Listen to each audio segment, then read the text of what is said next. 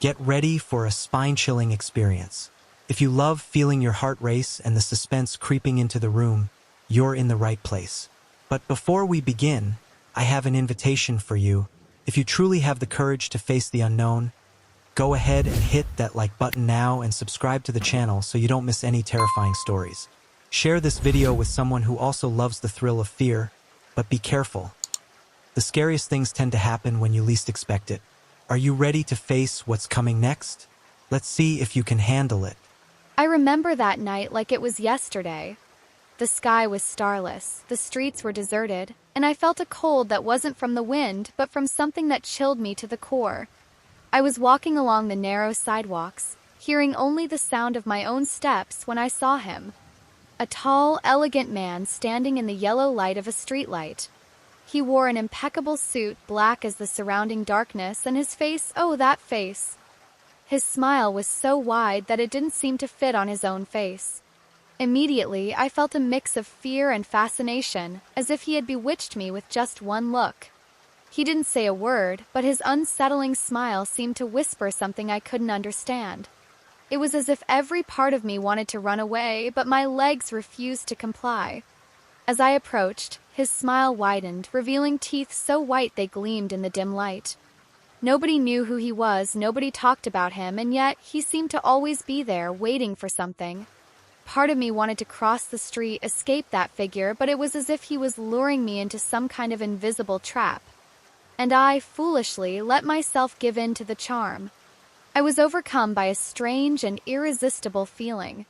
That wasn't just curiosity, it was an inexplicable desire to get to know him, to know who he was. I wanted to understand what was behind that scary smile, what it was hiding.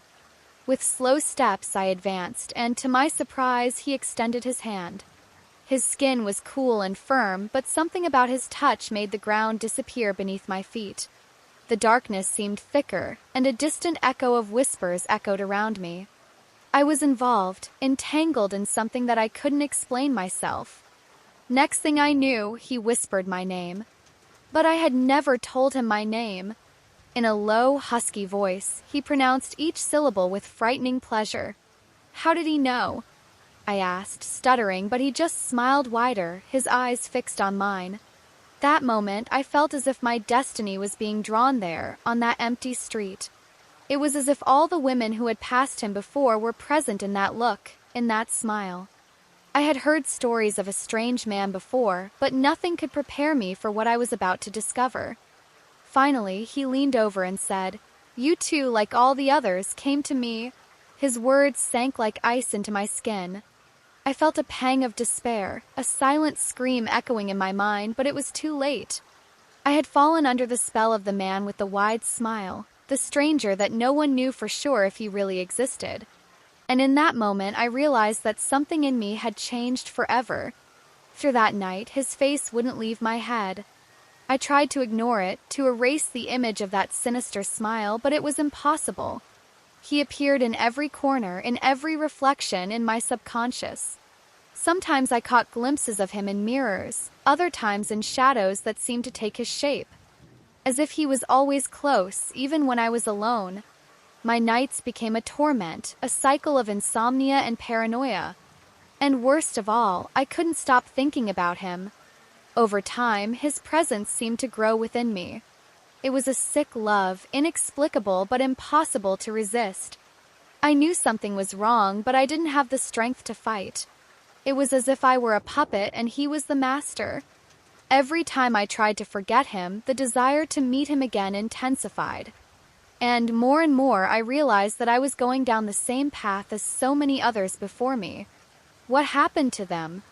Question consumed me, but the fascination was stronger. One night, I couldn't resist. I returned to the street where I had found him, driven by an almost painful desire. He was there, waiting for me as if he knew I would return. Reaching closer, he cupped my face with disturbing care, that smile ever present, and whispered, "I knew you'd be back." My heart pounded, and for a second, the image of all the missing women flashed before my eyes. I felt that, when he touched my skin, he was sucking something from me, as if he was feeding on my own essence. He looked at me strangely, his dark eyes reflecting a deep, unknown abyss. "Do you want to know what happened to the others?" he muttered. Without giving me a chance to respond, he just laughed, a cold, lifeless laugh that echoed in the empty night. And I, trapped in his web, was willing to discover what he was hiding. But at the same time, I knew the answer might be the last thing I ever heard in my life. As I got closer to the man, everything around him seemed to lose color and brightness, as if the world was disappearing, leaving only him. The surrounding buildings, once ordinary, now took on a distorted shape, like shadows bending towards him. The streetlights flickered intermittently, and a palpable darkness enveloped every bit of light. The street, which he once knew so well, seemed to bend to him, as if the entire place obeyed his sinister presence. I felt like I was entering a different dimension where fear and fascination mixed together. He continued to look at me, and his smile was a promise and a threat at the same time. "Do you want to know what happened to the others?" he asked, once again, in a voice that sounded like an echo. I didn't respond, but he continued as if my response didn't matter. "They saw me as you see me now." They felt the same attraction, the same uncontrollable desire to return. And so, each of them lost something of themselves, until there was nothing left but the desire to belong to me. His words enveloped me, and I felt like something inside me was giving way, as if my very essence was being consumed. Around me, everything seemed darker, more threatening. I wanted to run, but my feet were glued to the ground, as if invisible roots were holding me there. Every second with him weakened me, and something told me I was losing a part of myself, perhaps my soul, my own will. He just watched, as if he was waiting for the exact moment to take me completely. I was lost, but at the same time I was incapable of wanting to be saved. His smile was a prison I didn't want to escape. He moved even closer until I could feel his icy breath. "You are like everyone else, but at the same time unique. For that, your soul will be special," he murmured.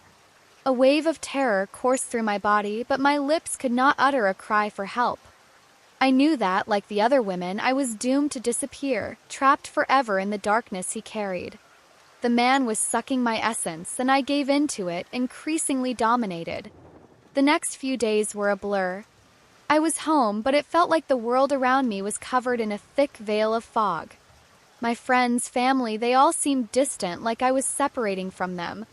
The feeling of emptiness was immense, and the image of the man with the wide smile filled every moment, every thought. I couldn't get him out of my head, and the desire to see him again became unbearable. I knew he was dangerous, but something stronger drew me to him, as if he was the only thing that mattered. My health started to deteriorate. My hands shook, my nights were dominated by intense nightmares, always with him. I saw him calling me, his smile expanding, and when I tried to scream, it was as if he was silencing me with that penetrating gaze. I woke up in a cold sweat, but, strangely, wanting more. A part of me yearned for him, as if I had been poisoned and he was the only antidote. My body, my mind, and my soul were falling into an abyss that I knew I would never climb out of. People around me started asking me what was going on. I couldn't explain it, so I walked away, avoiding contact. It was like I was becoming a shadow of the person I once was. I knew I was disappearing, little by little, just like the others. I should have been scared, but the fascination with him was stronger. I needed to see him, to hear his voice, even though I knew it could mean the end of me. Thrall, he was already part of me. On a moonless night, I went back to the street where I had met him for the first time.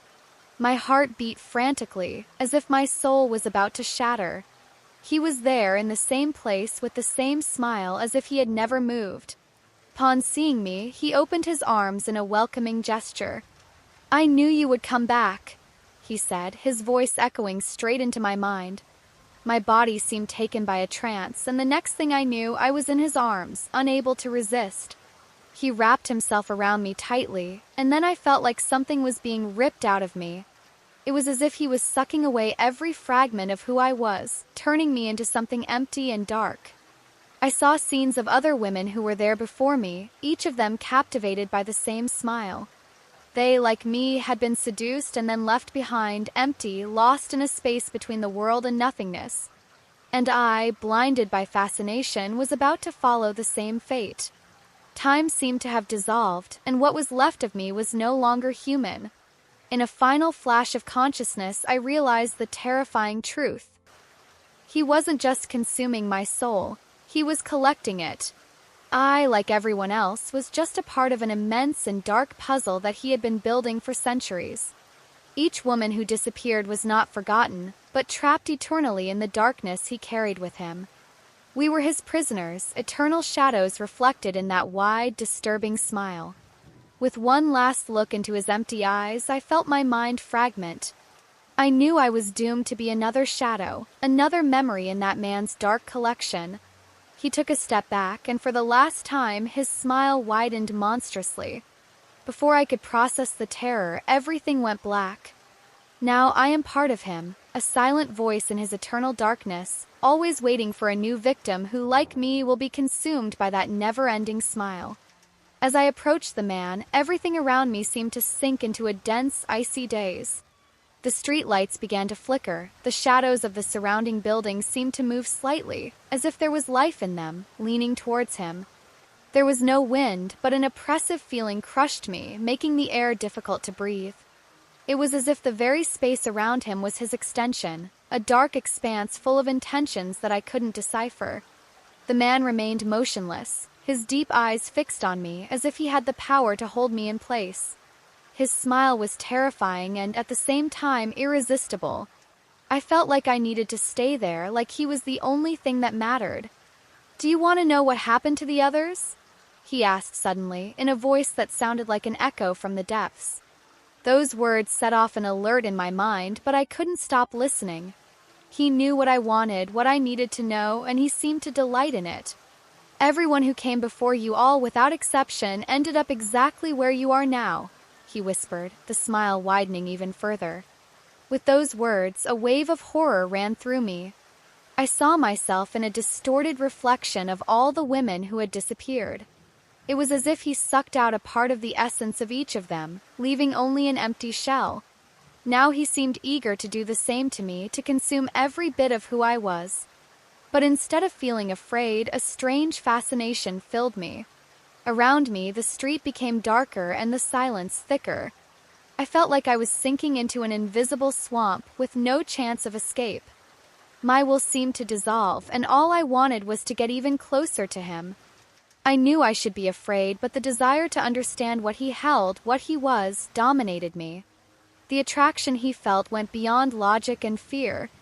I was lost, trapped in a web of deadly seduction that I no longer wanted to leave. As I took another step towards him, I noticed something that made my heart freeze. Beside him, shadows of female faces began to form like pale, blurred reflections of lost souls. Their eyes followed me, empty, expressionless, as if they were trapped in an eternal state of anguish. Each face seemed to carry a fragment of a story that always ended in the same way, under that terrifying smile. It was the women who had fallen in love with him, one by one, and had been consumed by the disturbing allure he exuded. He noticed my expression and took a small step towards me, his smile widening even more. "These are my memories," he murmured, indicating the faces around him. "They are the ones that remain with me forever. They never leave me, and now you will be one of them too." The words resonated inside me like thunder. I tried to convince myself that I could still get out of there, but the fascination was stronger. Every second with him made me forget a little more about who I was, as if he was draining my very identity. The street around us seemed distorted, as if space and time were bending around him, obedient to his will. The lights were dimmer, and the shadows spread, lengthening to cover everything around us. I felt an uncontrollable need to touch him, to lose myself in those shadows, in those memories. His smile seemed to expand until it covered my entire field of vision. I knew that if I gave in, there would be no going back. But resistance became weaker and weaker. The air around me became thicker, as if every breath was a struggle. My vision began to cloud, and all that was left was his disturbing smile, that smile that seemed to consume the little humanity I still had. What do you want from me?" I managed to whisper, my voice broken. He laughed, a soft, dark laugh that echoed in every corner, as if the walls of the street whispered along. "I want it all," he replied, each word a call to the void. I felt an invisible force pulling me towards him. The shadows around me seemed to take shape, reaching towards me like the outstretched arms of former lovers, eager to pull me towards the same destination. Every woman he had seduced seemed to be there, and their whispers surrounded me, called me. I was trapped in his web, sinking deeper and deeper into a deadly fascination that was becoming impossible to resist. My conscience struggled, but the desire to surrender was unbearable. Finally, I felt his cold hands touch my face, and I knew there was no turning back. I was his, as so many others had been before me. At his touch, a deadly peace spread through my body, an unsettling relief that now I too was part of the shadows. Instead of fear, there was an unhealthy acceptance. Deep down, I knew I would be lost forever. But deep down, a part of me reveled in it,